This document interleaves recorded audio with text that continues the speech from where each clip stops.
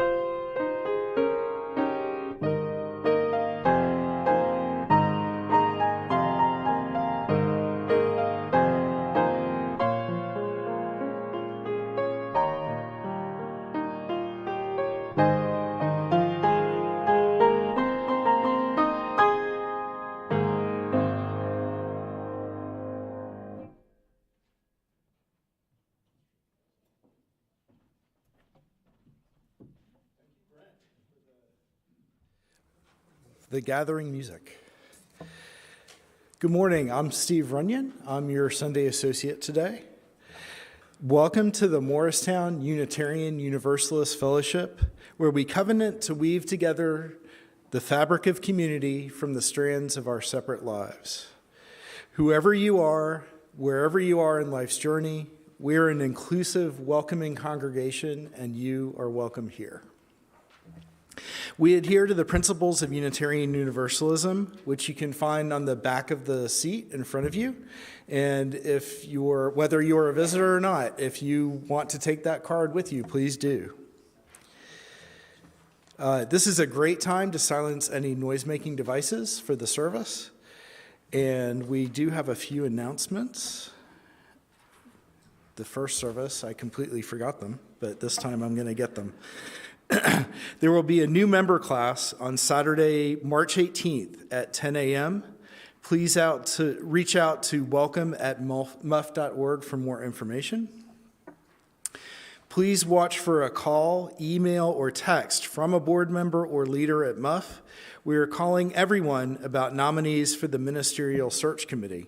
If you would like to know more about this process, you can read Reverend Joel Miller's article about it in the Fellowship Quarterly under the Members tab of the website. The Odyssey Project will feature Barbara Castellana-Stasiak on Sunday, March 5th at 12:40 p.m. And in the program, her middle name is misspelled. It is Castellana. Do you know, is Laurent talking after this service as well? Or he'll be available? Okay. Maybe, if you have anything that you want to talk to leadership here at Muff about, Laurent Comas, our president, he might be available in the library. It's actually not clear whether it was just between the services or if he'll also be there after this service as well. But if you have anything you want to talk about, please send an email, raise it during or after the service, and we'll do our best to make sure that your questions and concerns and joys and all those sorts of things are addressed. And finally, a complete listing of all events can be found on the website, muff.org/calendar. And now, in the spirit of hospitality, I invite you to greet somebody you did not come with this morning.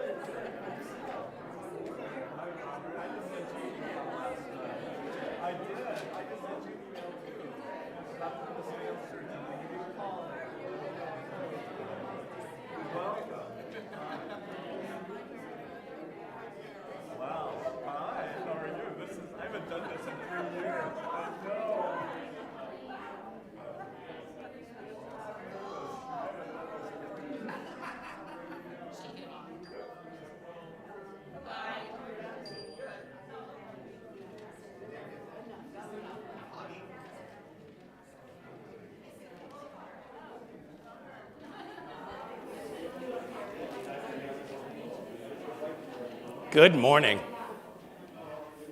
I just love the way you all leapt up and started greeting each other and walking around the room. That feels really lovely. It is so good to be here this morning with you. I'm thinking about conflict this morning, useful conflict. I first got to thinking about it actually some years ago now. A friend of mine, who's also a Unitarian Universalist minister, was telling me about the time she was at a summer camp for Unitarian Universalists, a week-long camp, and there were people from many different congregations in this camp. They're just there to be Unitarian Universalists together, to meet people from other congregations, and just enjoy the time, hiking, walking, making art, talking about spirituality. The minister was there, and just as part of the program, and after a couple of days, a man came up and asked if he might talk with my friend, Reverend Liz, and she said, of course. And he explained to her that he was really struggling with whether he could stay in his congregation because he was a Unitarian Universalist Christian, and everybody in his congregation was an atheist. And so it was a struggle for him. She listened, carefully, and they talked some more. And the very next morning, a woman came up to her and asked if she could talk, and she said, of course. And the woman began to explain her dilemma. The woman explained, I'm an atheist, and everybody in my congregation is a Christian.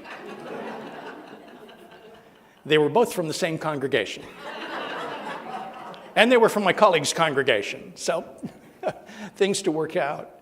The thing about when we find ourselves feeling kind of a conflict is that sometimes it's kind of a lonely feeling, or a feeling of wanting to back off. And one of the things I've discovered over the years is that there's conflict is inevitable, but useful conflict, something you got to work on.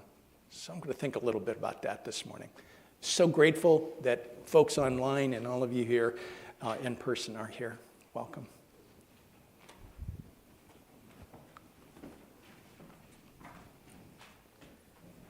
As we light our chalice, we say these words together.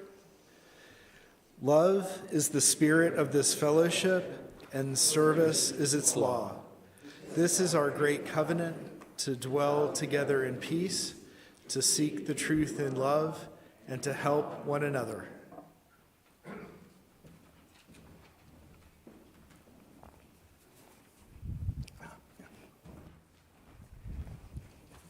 I'd like to invite you to stand in body or spirit. We're going to sing When Our Heart is in a Holy Place, number 1008. If you like using the book, the words are up here on the screen as well. Please stand in spirit or body.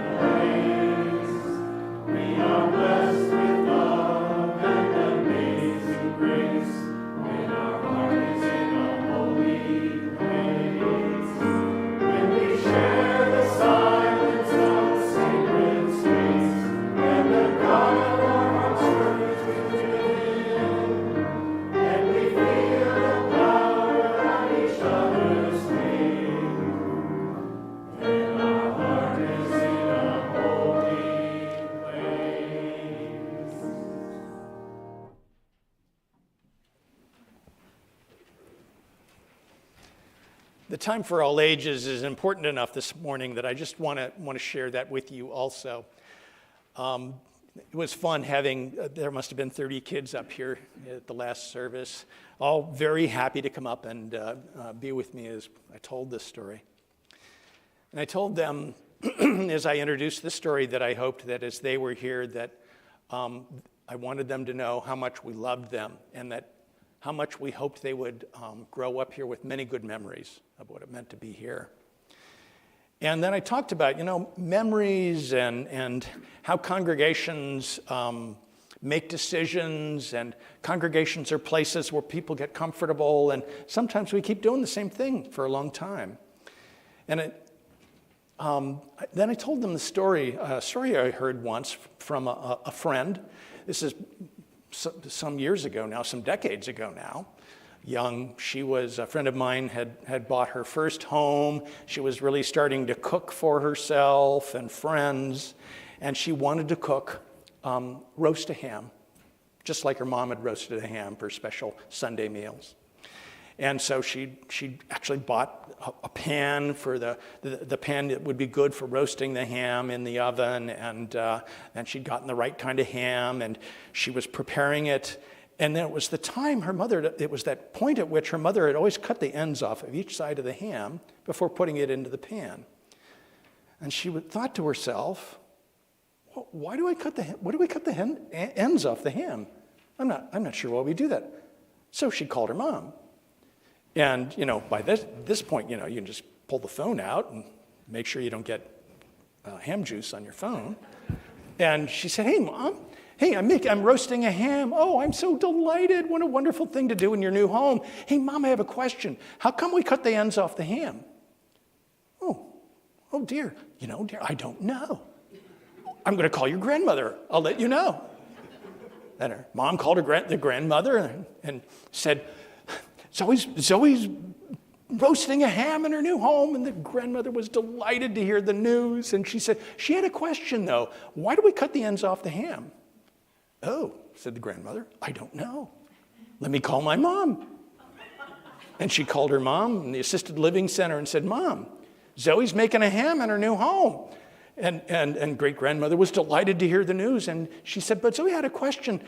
Why do we cut the ends off of the ham? Oh, that's easy, because that's how it fits into the pan. Change, in congregational life. And really nothing wrong with cutting the ends off the ham, but do we need to, The kids enjoyed this story. And it was wonderful to be able to sing them to classes and see the smiles on their faces as they carry the children's chalice out.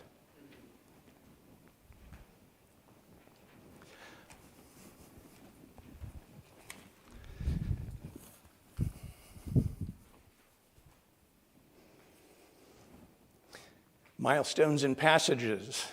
It is this time when we ritually recognize the importance we have within one another's lives, knowing that there is a place where any of us, when we experience significant moments, significant changes, significant transitions in what it means to be alive, that there is a community that cares about what's happening.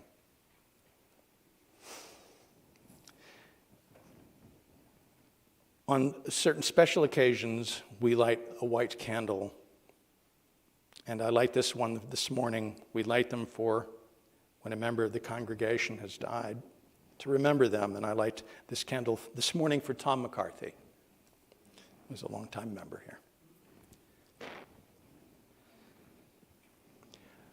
Also, I want to share some delightful news. One of our worship associates, Lori Cross, is starting a new job as a counselor. She'll be working with kids who are in a difficult home situation, and she's very happy about this new position, so our congratulations to her. Also on this day, we mark the milestone of 1 year for the people in Ukraine and the war that they're suffering. We mark the difficult time since the earthquakes in southeastern Turkey, the people there living in tents or out in fields and who've lost people they love.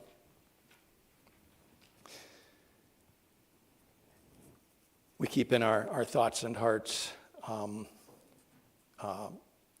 those who lost beloved family, a murder and a suicide in Linden recently. A tight-knit Polish community is there and has suffered these terrible losses and this senseless act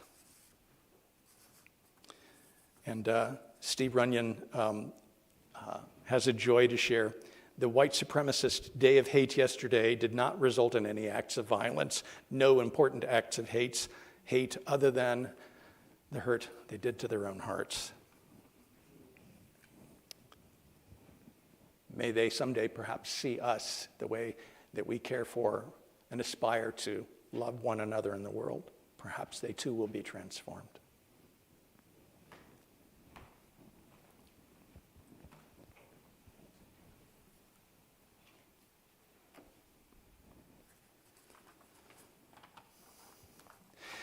I invite you into the spirit of meditation or contemplation or prayer, as is right for you.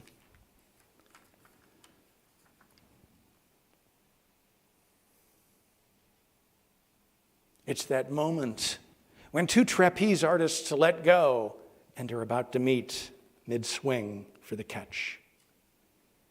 In between letting go and catching. A moment we call liminal. A moment that has a space where we wait. A moment between moments. Events, results, actions, no actions. We stand in liminal moments. A limen, a base of a door, at a door, on a threshold, waiting because something is about to end and something new about to begin. In between invitation and acceptance, or perhaps symptom and diagnosis, in between send and receive, in between love given and love received. Liminality, moments of letting go, entering into the unknown, feeling disoriented. We look back at what once was. We look forward into what is possible. Moments like this. Moments after we've lit the match, but before we've kindled the flame, the candle, the oil. Moments after we've chosen the text, but before we've read it. Moments between voices and notes projected to the world and the moment the ears transmit the sounds to our minds. Communities change. They may revolt or resist. Tradition may falter or perhaps help launch us forward.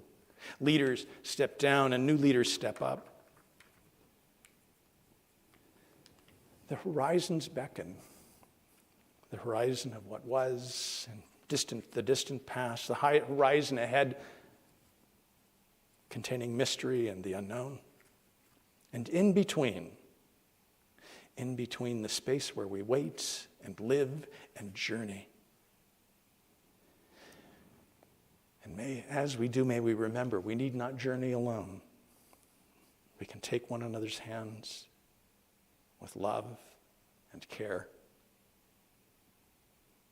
and live in the journey, the crossing over, the moments in between.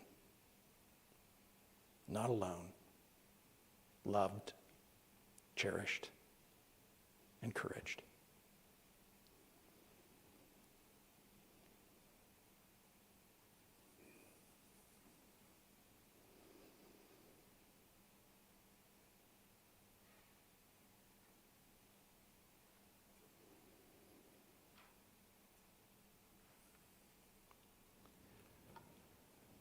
Amen. So be it. Blessed be.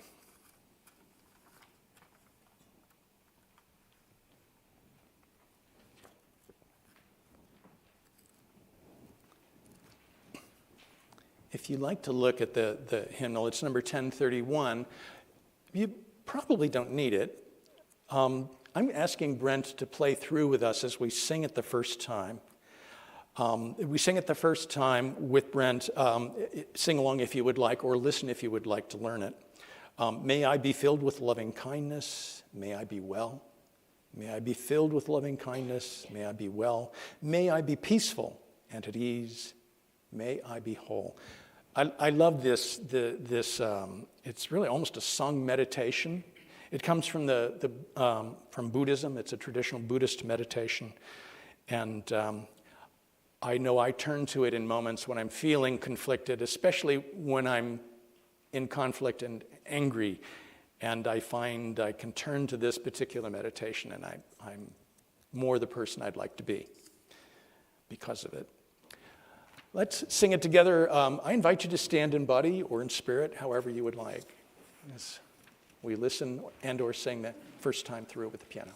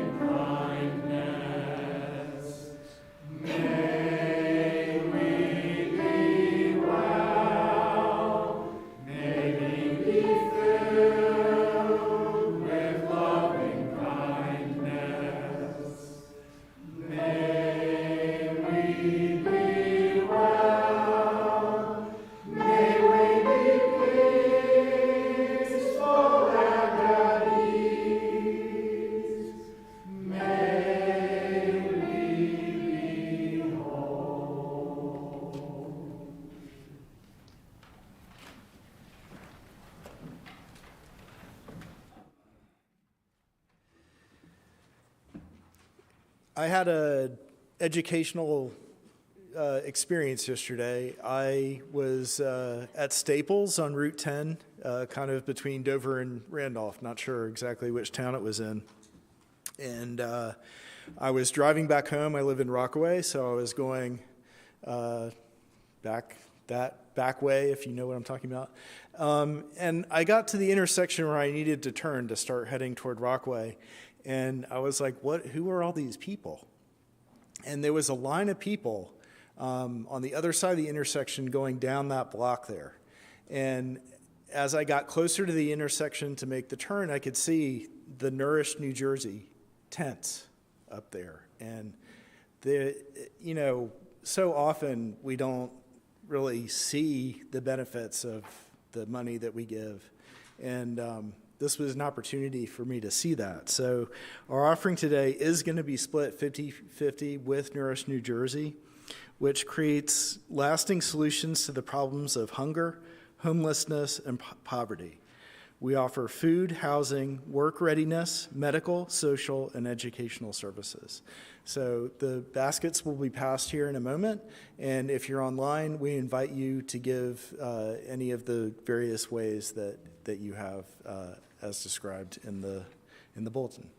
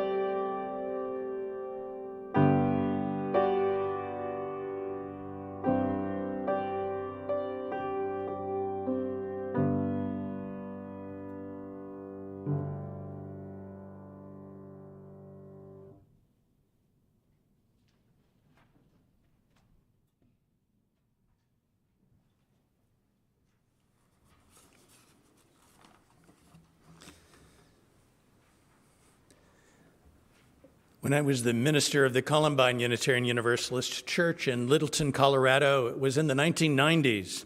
I saw a lot of conflict in that neighborhood. That conflict had several very large evangelical congregations, and I've told some of the stories of my experiences there. Religious tensions especially had a way of playing out in this neighborhood, even with the children. Several times my children would start to make friends at school, and then their new friends' parents would find out that their parents was the local Unitarian Universalist minister, and knowing who I was, the friends' parents would forbid their children from playing with or really even talking to my children. We Unitarian Universalists talk often about this term, beloved community. I believe in beloved community deeply. I've made it my life's work. I've never seen it perfectly accomplished. I don't think I will see it in my lifetime. I don't expect to. It's an aspiration for me. But I found that by taking it seriously, I have experienced some of my life's greatest joys, and I've experienced some of my life's greatest sorrows also. A friend of mine told me recently about her shock. She was a new Unitarian Universalist in a congregation in a nearby state. Some folks wanted an organ. Some folks did not want an organ. And they were having a fight about it in this congregation. They had such a conflict over it that on Sunday mornings, the folks who liked the idea and really wanted the organ would sit over here, and the folks that did not want the organ sat over there. And they weren't talking to each other, they were just doing dagger eyes. My friend, a new Unitarian Universalist, was confused. She was sad, wondering, am I in the right place? She met with the minister. What about our chalice lighting words, she asked. And the minister said, yeah, this is our great covenant. And they said together, to dwell together in peace, to seek the truth in love, and to help one another. The minister nodded and said, well, those words, they're not our reality, but they are our aspiration. You know, the truth of all relationships is that conflict is inevitable. I've served 10 congregations as a minister, and I've been connected in some way with another half dozen as a lay person. And they all have conflicts. Every relationship I've ever had, dear friends, family, my children, they've all had conflict. What I found is that conflict is inevitable, but useful conflict is not inevitable. It's something that takes some practice. So this morning I have two observations for you. Both observations about this fellowship. I'm hoping it'll be helpful that as I talk about a conflict and how you might become better at your conflicts. Because I wish for you helpful conflicts. Okay, first part. All interim ministers work with congregations to have useful conflict. We talk about it so much that by the time we finish an interim ministry, folks are saying, yeah, opportunity, conflict, blah, blah, blah, Joel. However, it is a great practice to have as useful conflict as you can, because you know what? Congregational life's more fun when conflict is useful. And in fact, when I arrived, actually even before I arrived, as I was reading the material, interviewing with your leadership and the search committee that your board had appointed for an interim minister, I saw how much work you've done institutionally, new policies, updates to your bylaws, a lot of really good work. One of the things you have done really great work on is your right relations promise. It's a great practice. I highly recommend it. It will serve you well together and personally. You can use it at work. So that first slide. So I think it's worth knowing these words. You can find them on the website too. I will listen attentively, acknowledge others' views, and try to imagine holding their opinions. I will refrain from judging other people's motives and opinions. I will seek accurate information, be willing to test my assumptions, and examine my own motives.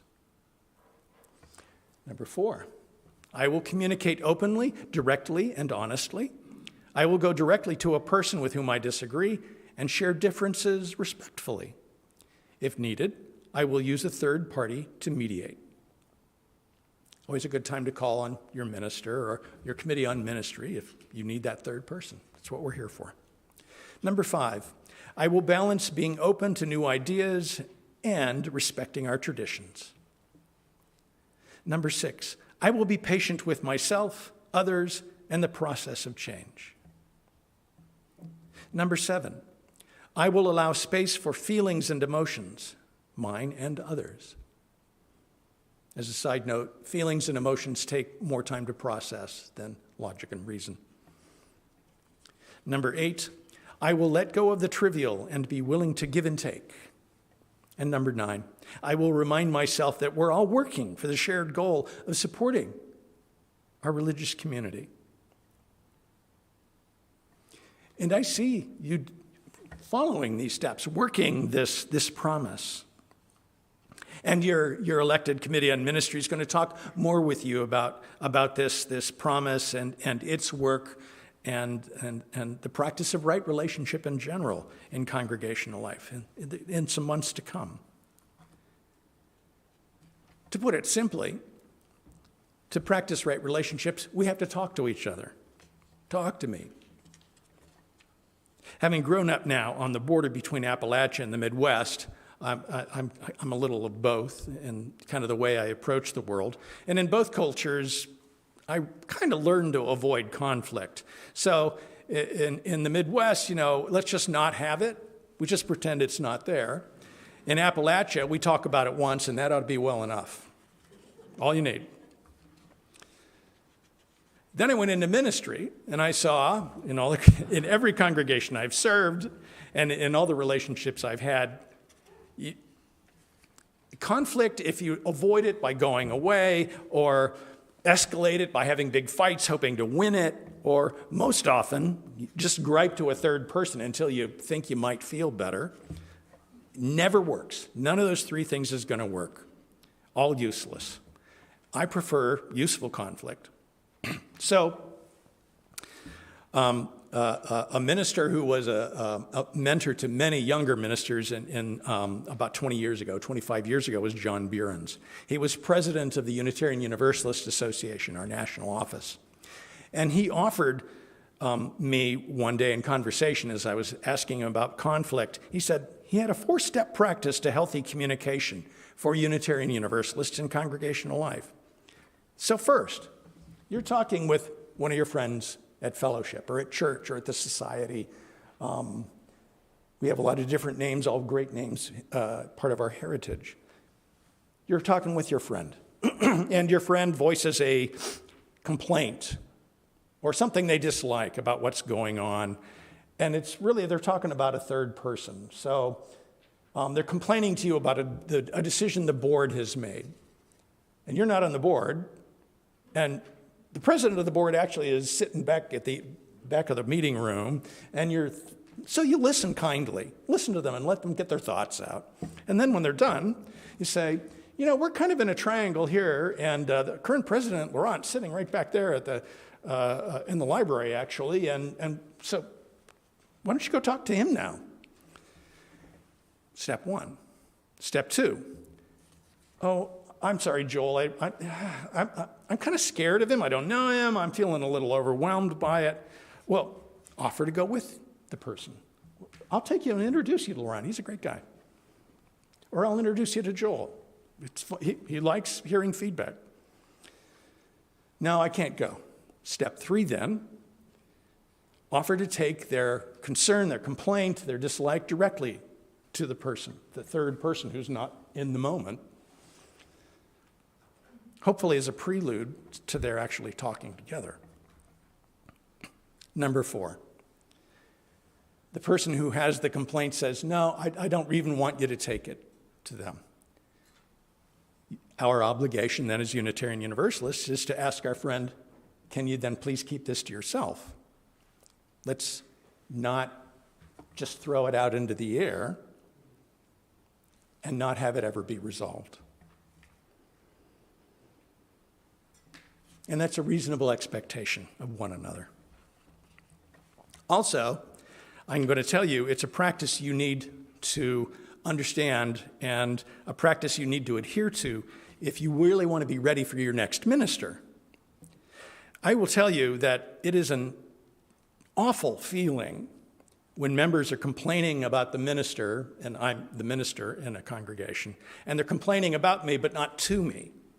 I can tell folks are complaining. I don't know who it is. I don't know what it's about. But I kind of feel it emotionally. And it feels terrible.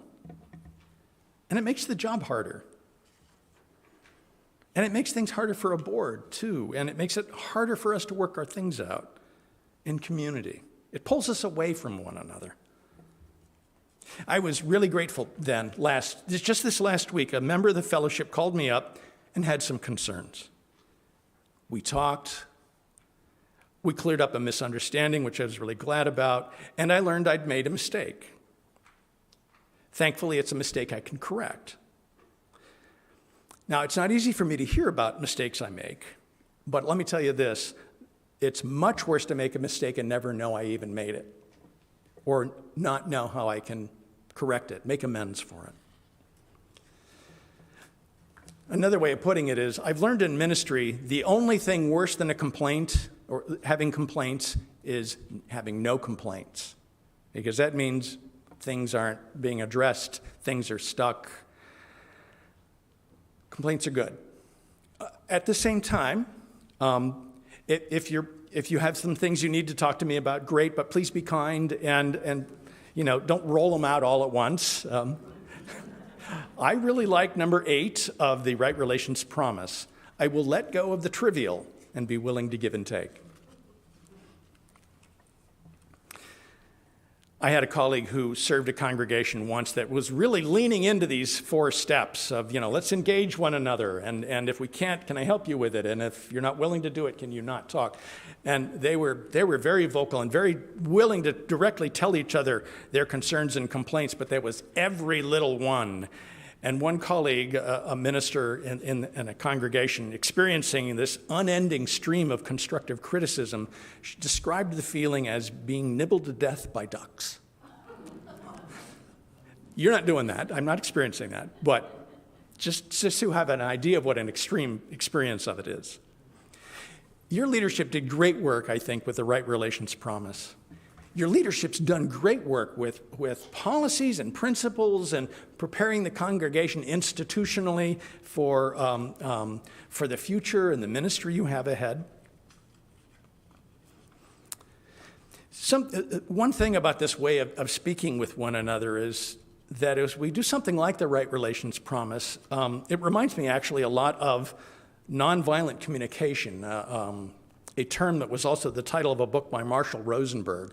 And some years ago, we were doing some number of workshops in our congregations on nonviolent communication. There was a lot for me to appreciate in what Marshall Rosenberg was doing. He shares our spiritual truth that the world is an interconnected web of existence. He knows it's hard for us to understand one another across a lot of diversity. It's talking about, I think of my family on the Appalachian side, and we really just like to have the one conversation and not have to do the conflict again. Or on the Midwest side, can we just not have it? And there's different ways culturally we engage.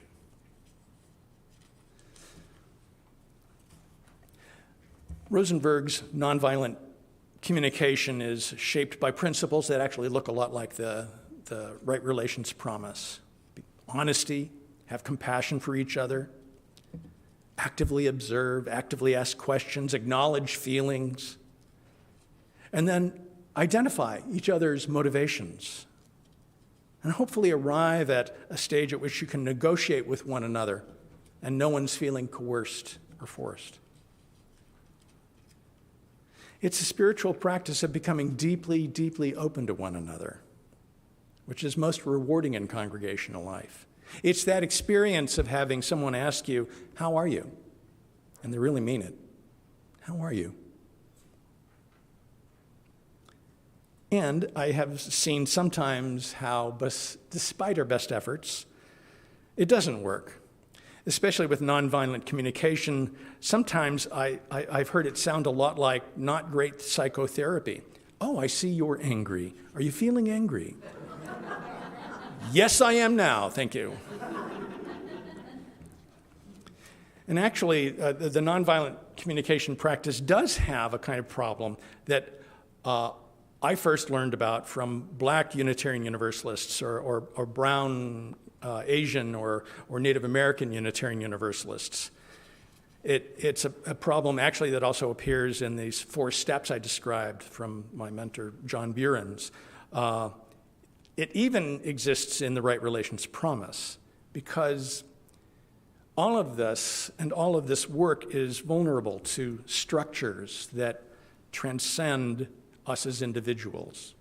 It's true of the culture of a congregation. It's true of the built-in philosophy of racism in the United States, created years ago. And it's sometimes it comes subconsciously. We don't even see ourselves doing it. I've learned as an interim, for example, that a congregation can create excellent policies, perfect set of bylaws, all of the structures necessary to operate really well, but if it doesn't fit the culture always overrides the policies. There are no policies powerful enough to override culture, or there's no institutional structure powerful enough to force culture to comply. And I especially noticed this at a nonviolent communication workshop some years ago when a bunch of white folks were in the workshop with some Black Unitarian Universalist folks as well. And the white folks got to a point where the black folks were starting to feel comfortable, and there was some real intense emotion and expressions in the room. And, you know, that question, well, so are you angry? Hell, yes, I'm angry. I'm 6 times as likely to get pulled over going home today as you are. You need to be calm, please. Now we're going to see some real anger.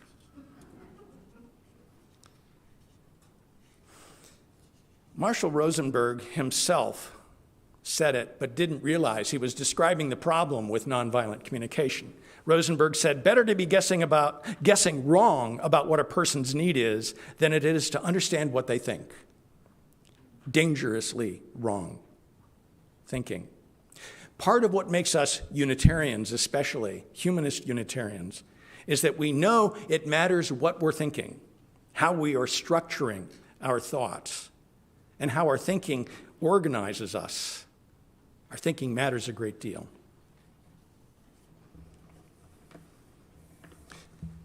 So I see you so deeply dedicated as a congregation and as individuals to the amazing transformative power of this congregation. And such a pleasure to be here with you. And I want to share now my second observation about a conflict at the Morristown Unitarian Universalist Fellowship. You are very conflicted, without knowing it yet, but you're going to know in a minute. You're conflicted about your size, specifically the culture of your size. Your culture, I noticed almost as soon as I arrived here, your culture tells me you want to be a fellowship of about 100, maybe 110 members. You have had over 300 members for at least 12 years, probably for 25, maybe even for 50 years. Your expectations and your success in your size are a structural conflict. There is no right relations policy that can make your conflicts around the size issues useful, not yet. So this is how I noticed it. One of the first things I noticed when I arrived, no one considers anything decided until the board has voted on it, at the very least, maybe the congregation. Which is why your board, every time it meets for 2 or 3 hours, and the board meets twice a month. That's a lot for a congregation. And it's a lot to ask of your leadership. You haven't changed your mission statement, actually, since 1993. A good mission statement. Really good for 1993, still beautiful words, but it's unusual to have one that's 30 years old. And I think perhaps because your leadership is really, it's still on focusing on day-to-day management of congregational life. It delegates it, but then it gets undelegated, or somebody questions it, and so it has to go to the board. And, well, so what I know as an interim minister is congregational size matters a whole lot. It's fundamental to how congregations understand themselves and how they operate. A congregational expert, Carrie Newhoff, writes, the difference between small congregations and bigger congregations is like the difference between a mom-and-pop grocery store and a large supermarket. In a mom-and-pop store, mom and pop are the finance department. Mom and pop are the staff, the advertising department, the stockers, the cashiers. They mop the floors, they order supplies. They know all the customers. They might even know what each customer buys each week when they come in. At the Stop and Shop, there is no mom and pop to do everything. It takes a specialized team to run each part of the store properly. There's managers, there's buyers, there's department managers, the people who stock, the back office people, cashiers. Everything has to operate under a well-organized set of policies and procedures. The general manager can't know all the customers, and everybody knows exactly what their job responsibilities are and who makes what decisions. The butcher does not try to tell the bakery manager how to run her department. So you haven't been a family-sized congregation, a mom-and-pop operation, in a very long time. maybe not even since maybe a year or two after you got in the building and your membership grew so quickly. So you've been in this transitional place for a long time, what we call a congregation that still some ways sees itself as pastoral size, maybe 110 or so, yet having to function as a congregation with over 300 members. So what I see often is that the board is spending the bulk of its meetings dealing with operational concerns, that if you were comfortable with it, the staff could probably get through in about 20, 25 minutes a week. The board often finds itself having to review decisions that they had previously delegated. And I noticed this when I arrived, your minister is held accountable for a great deal of things in your congregation's life. But the reality is, when I arrived anyway, the minister doesn't actually have a lot of formal authority yet. Well, they have some formal authority, but culturally, when I arrived, the Sunday service was about the only thing I really had authority over, and only if I was leading it. It's been striking that when I've offered an opinion on something operational, I've seen a number of you get kind of irritated with me. Why are you weighing in on that? Why is the staff weighing in on that? Because we know, we're here, we watch things. So again, a more extreme story, not a story about you. I know of a fellowship that has long been conflicted by the expectations of its culture and the reality of its size. And actually, a congregation that was also pretty conflicted about whether to even have a minister. A congregation too big not to have a minister as well. And some years ago now, this congregation actually decided to have a congregational meeting at which they were to debate and vote upon the placement of the minister's desk in the minister's office. Thankfully, I'm not experiencing that here at all. If you were to tell me that, I would say, yeah, I don't need your help. Don't bother. So the hardest part about this cultural tradition, actually, is I've observed it, especially in interim congregations, is that process around decision making. In a smaller congregation, when a difficult decision comes up, it's much more possible to find consensus. You can weave consensus among 100 people pretty well. And stronger personalities can often use a more subtle form of coercion to help the consensus process get resolved. I don't particularly like that influence happening that way. I prefer actually a true process of conversation. And when you get really above 180 or so members, certainly above 200 members, and you've been above that for a long time now.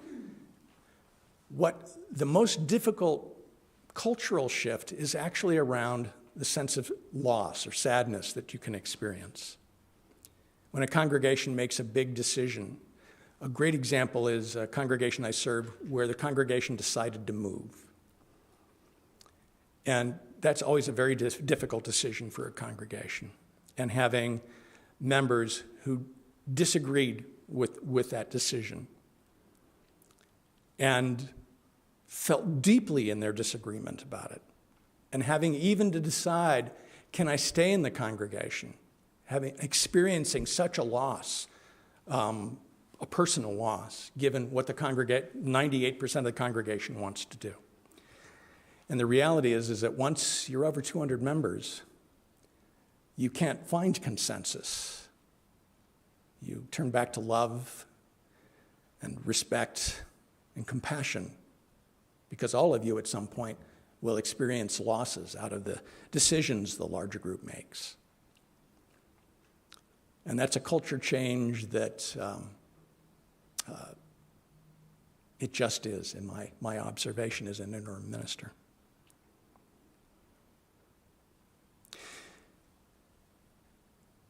There are advantages, too.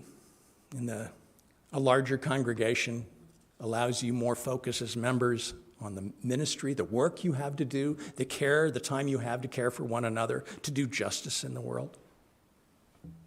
More time and energy to do what it was you were looking for when you first walked in the door of the fellowship. I find it in these words by the religious historian Karen Armstrong. She writes, "Religious community is not about accepting 20 impossible propositions before breakfast, but about doing things that change you.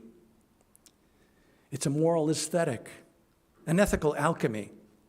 If you behave a certain way, you will be transformed."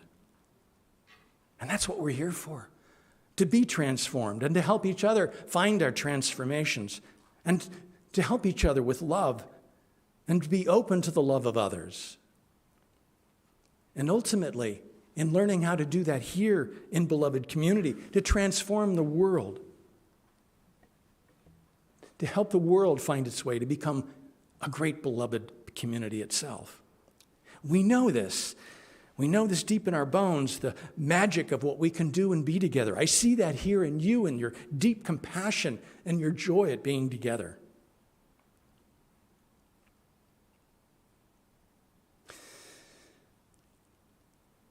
Robert Fulghum was a writer who wrote many years ago about Unitarian Universalism. He wasn't always admitting he was writing about it, but he wrote some books that sold really well. And one of the things he wrote in one of his books is so true, even now, as the fellowship goes in this transitional moment into a new and exciting and unknown future. "It is still true," he wrote, "no matter how old you are, when you go out into the world, it is best to hold hands and stick together."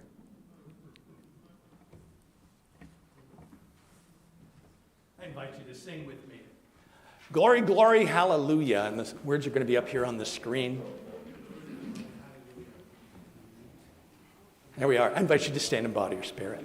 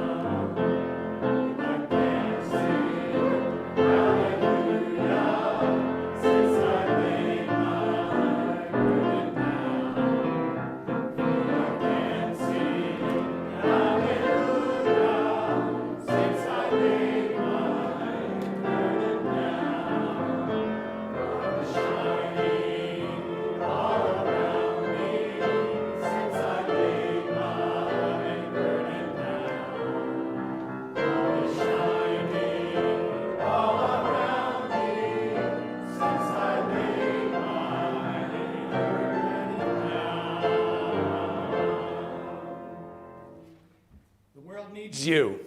It needs us. The transformative love we know, the peaceful, loving hearts we bring. When you go into the world with that love, with the possibility of transformation, know that when it seems to be lost or impossible to hold, we'll be here again, week by week, day by day. We'll be here together to encourage, to love, to be transformed. Go in peace, be in peace. See you again soon.